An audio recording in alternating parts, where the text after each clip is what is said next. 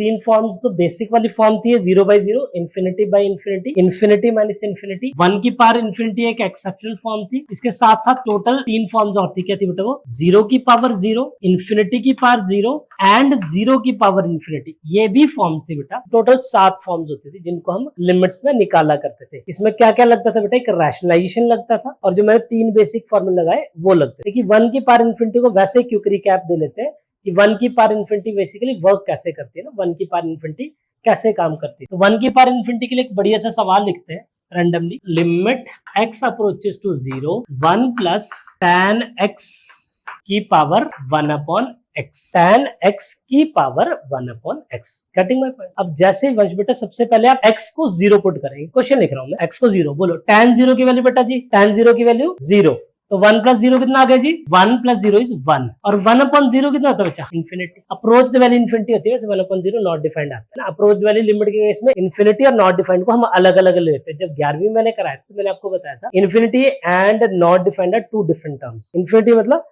Exist करती है वो, लेकिन हमें पता नहीं है। जैसे आसमान में तारे एग्जिस्ट होते हैं लेकिन गिन नहीं सकते, नेचुरल नंबर गिन नहीं सकते, इनफाइनाइट तक बोल देते हैं हम उनको कि इन्फिनिटी तक है। लेकिन जो नॉट डिफाइंड है वो चीजें क्या है? मैथमेटिकली डिफाइन ना करी जा सके। दुनिया के जितने भी इमोशंस हैं वो डिफाइन नहीं कर सकते, ठीक है, that are not defined. Am I clear? चलिए जी, तो क्या फॉर्म बनी बच्चा? 1 की पावर इन्फिनिटी। इसके लिए एक फॉर्मूला है 1 की पावर इन्फिनिटी के लिए, e की power limit x approaches to a f of x into g of x for किसके लिए?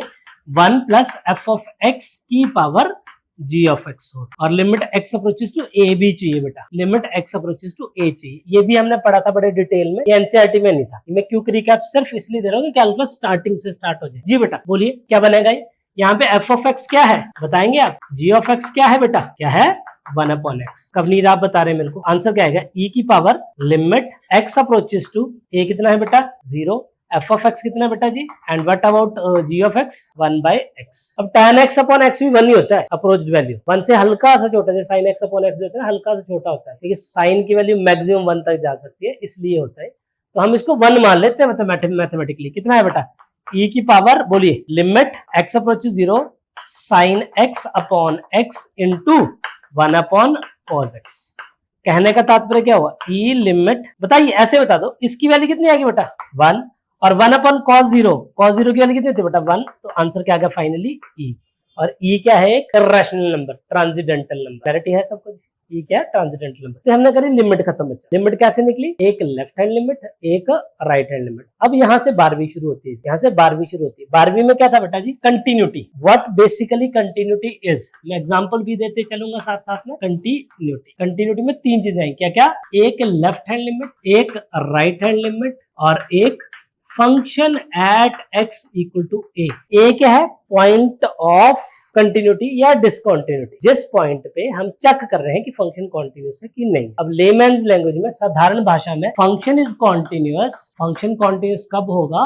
Continuous if we can draw the graph of the function without picking up the pen or pencil or without any sharp edge, without any sharp edge। अभी discuss करूंगा मैं कि sharp as की बात क्यों कर रहा हूं। देखिए शार्प एज जब भी किसी फंक्शन में आएगा, सबसे बेस्ट फंक्शन है मॉडुलस फंक्शन। जब भी इसमें शार्प एज आता है तो ग्राफ कैसा बन जाता है बेटा? वी शेप, प्रॉपर ऐसे। अब अगर ये ग्राफ बन रहा है, आपने मुड़ना है यहाँ पे, तो आपको क्या करना पड़ेगा? यहाँ पे आप आएंगे, थोड़ी देर रुकेंगे और फिर मुड़ेंगे, या आपको यू शेप चाहिए ऐसे करके, ताकि आप कंफर्टेबली मुड़ सके। अगर आपने पोजीशन चेंज करनी है अपनी इधर से इधर तक, तो हल्का सा रुकना पड़ेगा। Not only if you are driving, अगर आप चल भी रहे हो ना, तब भी आपको मुड़ने के लिए हल्का सा पॉज लेना पड़ेगा। तो जहां पे भी रुके, बिना रुके टुके पेंसिल को बिना उठाए ग्राफ बन जाए, बिना रुके टुके पेंसिल उठाए ग्राफ बने तो कॉन्टिन्यूअस, नहीं बने तो डिसकंटिन्यूअस। क्लियर है?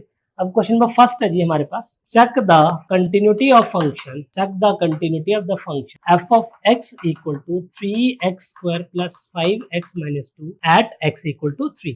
आप लाइन नहीं लगाएंगे, स्पेस का थोड़ा सा इशू है इसलिए मैं लाइन लगा रहा हूं बीच में। सबसे पहले कैसे चेक करेंगे बेटा जी? सबसे पहले क्या निकालेंगे? Left hand limit, limit x approaches to what? x approaches to 3। From which side? Left hand limit है तो कौन सी साइड होगी? Negative side. 3 negative doesn't mean -3। 3 negative का मतलब -3 कभी भी नहीं होता। It's 3 from negative side. 3 ही है लेकिन नेगेटिव साइड से आप उसकी तरफ जा रहे हो। क्या बनेगा बेटा ये? 3x square plus 5x minus, कहने का मतलब बोलिए limit h approaches to 0, yes 3 into 3 minus h का square plus 5 into 3 minus h minus 2।